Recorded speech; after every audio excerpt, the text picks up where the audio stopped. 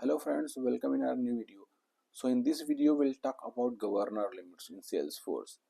So governor limits in Salesforce are runtime limits enforced by the Apex runtime engine to ensure that no single application monopolizes shared resources on the multi-tenant Salesforce platform. These limits help maintain system stability and performance. So now we'll talk about type of governor limits. So these limits apply to each Apex execution like a trigger, batch job, or web service calls. Like SOCL queries, maximum 100 SOCL queries per transaction is allowed. DML statements, maximum 150 DML statements per transaction. CPU time, maximum 10,000 millisecond CPU time per transaction. Heap size maximum 6 MB synchronous and 12 MB asynchronous calls.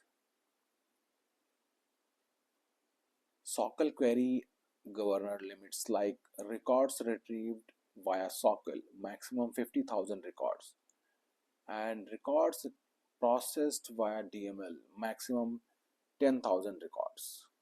SOCL query rows maximum 50,000 rows retrieved. SOSL queries maximum 20 queries per transaction. So these are the governor limits. Then how to handle these governor limits? So for handling these governor limits, so bulkify your code. Use collections to process multiple records instead of single record operations. Use SOCL for loops. Avoid querying inside loops. Use asynchronous Apex, move processing to future methods, batch Apex or queuable Apex. Limit DML statements, perform bulk DML operations instead of multiple individual calls.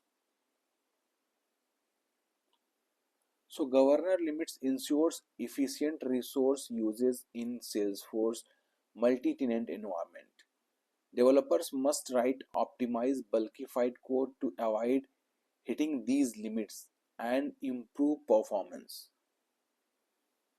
आज की video में इतना ही. Thanks for watching our videos. Bye.